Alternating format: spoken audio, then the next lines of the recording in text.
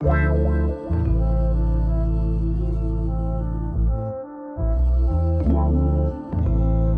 there, and welcome to the very first reading on Vosk, aka Voiced Our Stories by Kwame. My name is Kwame, and in our very first episode, I'm reading a piece from my friend, the amazing writer Keni Ribeiro. Check out the blog at Kenikodjo.com, linked in the description below. And this is an oldie, but great one, called The Barbershop. Get your headphones, get comfortable, immerse yourself, and enjoy.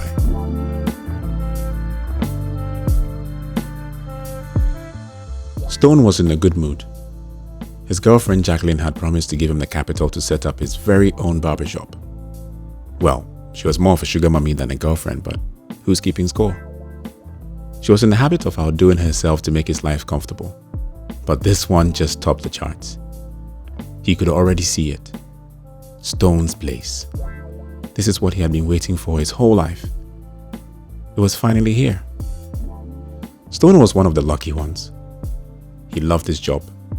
He woke up every morning at 4 a.m. to exercise. After that, he would shower, dress up, and head to work, only stopping on the way to buy Auntie Adiza's wache. He always got the same thing. 3 cedis worth of wache, 1 piece of wele, 1 unbelievably rock-solid piece of meat, 2 eggs, talia, gari, and extra shito. Auntie Adiza's daughter had a soft spot for him and always made sure she was the one to serve him. After breakfast, he would walk up to the shop and wait for his fellow barbers to show up.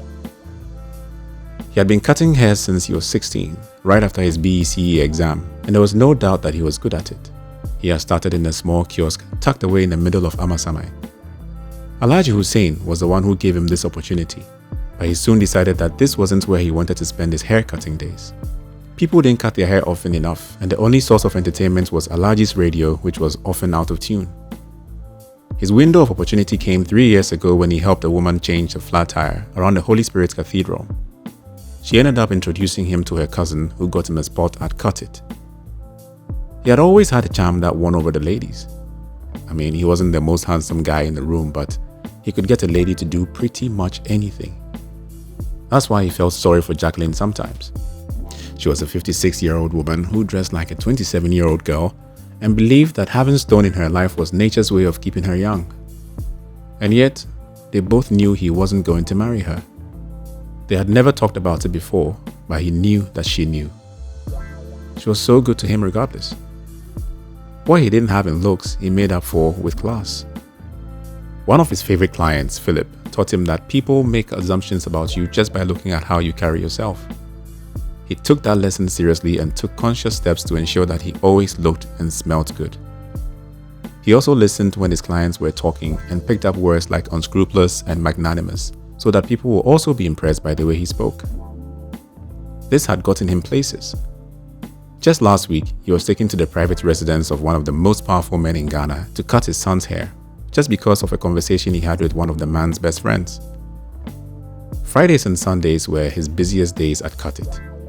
Most people came in for a haircut to look good for that wedding, outdooring, funeral, beach party, or some other event on Friday nights. On Sundays, the mothers and fathers brought their children for a haircut for school. Saturdays brought in the churchgoers and football commentators. The barbershop could transform into a stadium in just a few seconds. Most of the football fans never actually cut their hair here, but it was good for business that clients could count on a lively football discussion anytime there was a match. Of the 3 barbers who had chairs at Cut It, Stone was easily the client's favorite. There were many of them who would prefer to wait or come back later if Stone wasn't available.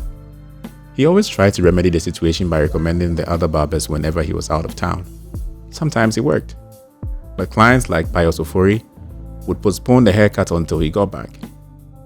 Pius was an overweight 30-year-old man who used too much cologne. Rumor had it that he was bald, hence the Sakura look, and yet every week he would stroll into the shop for a haircut and insist that no one other than Stone touch his hair. Nobody dared to suggest that, he didn't have any hair on his head, so it wouldn't make any difference who touched his hair. It was their own case of the Emperor's new clothes. By 2 p.m., it was a full house, which was to be expected given that there was a match at 5:30 p.m. Chelsea versus Manchester City. Most of the stadium guys came in early to get a good spot. His only problem was it made people who were not football enthusiasts slightly uncomfortable. They were always in a hurry to leave, and sometimes they would prefer to come back on another day. Stone always wanted his clients to feel welcome, and that is why he always struck a conversation with whomever was in his chair. He had learned so much from those in my chair conversations, like where to get a plot of land at a decent price, what auditors look out for, how to draft a contract, where to get his shoes, which joints were worth more money, all sort of things. Kuma, one of the area boys, opened the fridge and pulled out a bottle of water and said, "Stone, I will take the money give you, eh?" "Stone, I'll give you the money later." Stone knew that he didn't intend to pay a dime, but he just smiled and nodded. Haruna sat in his chair and turned to Stone. "Charlie, the usual." Just then, a van passed the shop with Shatawale's voice booming out of the speakers. "Charlie, I can't marry a girl who listens to Shatawale," Haruna said. Everyone burst out laughing in the shop, so Haruna had to raise his voice above the noise to make his point. "No, guys, I'm being serious."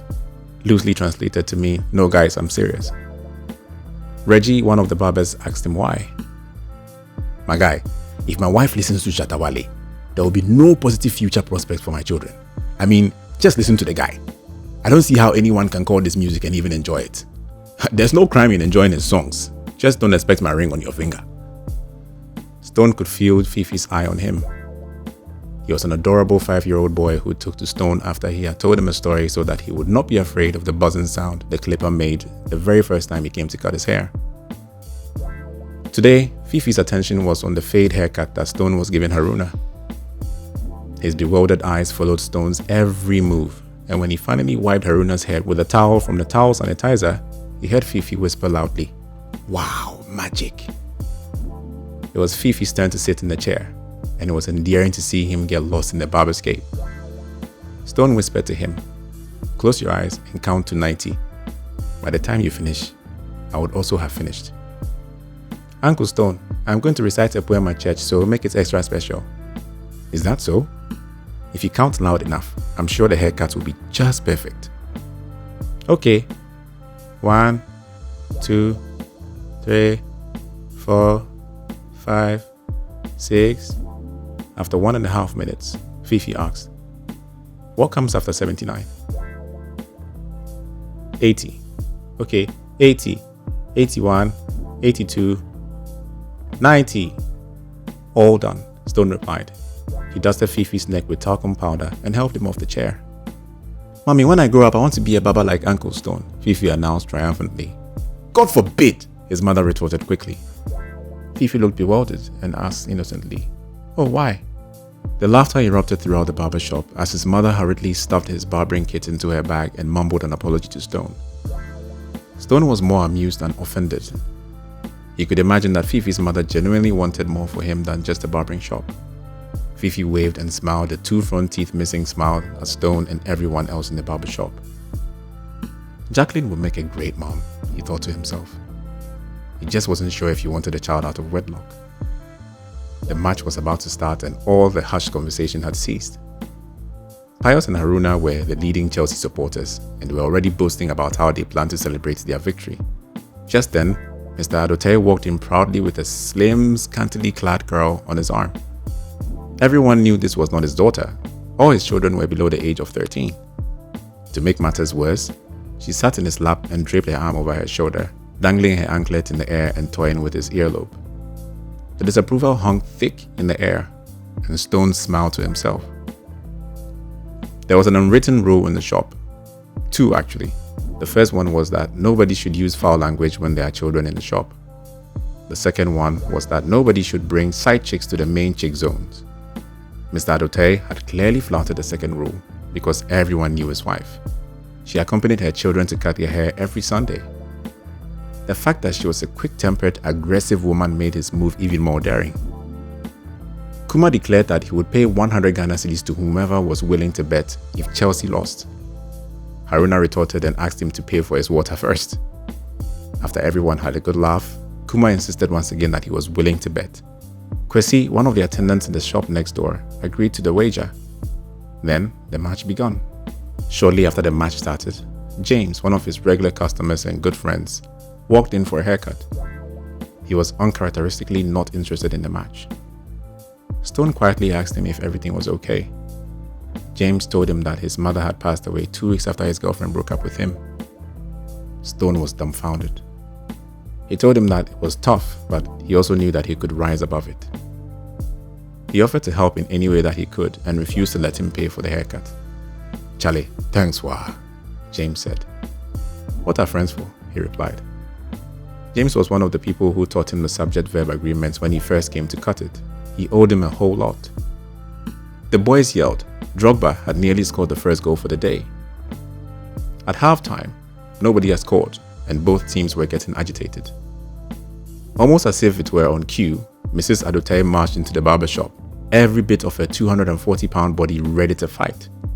She had seen her husband's car in the driveway and had apparently been tipped off by the Hausa cocoa seller across the street. She yanked the girl off her husband's lap and flung her in the opposite direction. "Look at you, disgraceful man. If you're going to cheat on me, ensure that you don't get caught. And of all people, no, all things with this broomstick that has lost weight. And you," turning the attention to the girl, who was now cowering behind the fridge, "if I ever smell you anywhere near my husband, I will beat this residue you call your body and make your face unrecognizable. Look at her. Didn't your seamstress tell you that cloth wasn't sufficient enough for this style? I'm giving you 5 seconds to leave this place. Don't mess with a guy, woman. If I say I'll do it, trust me, I can." Almost as though nothing had happened, she turned to Stone and asked how he was doing. She ignored her husband and walked out of the barber shop with a satisfied look on her face. Mr. Adotaye squirmed uncomfortably as Kuma jumped to his heels to reenact the drama that had just played out. Stone began to tidy up the place. He swept the hair strands into one corner, rearranged all the gadgets on the counter, and pushed the towels into the washing machine. The match was almost over and nobody had scored yet. If Kuma was white, the blood would have literally drained from his face as Sergio Aguero slid in the final goal in the last but 1 minute. Seconds later, the referee blew the whistle, and the thundering cheers from the Man City guys made Stone smile. Kwesi was especially elated because he was 100 Ghana cedis richer. Stone knew he was going to miss this when he moved to his own barbershop. But for now, while it lasted, he planned to enjoy every second of it.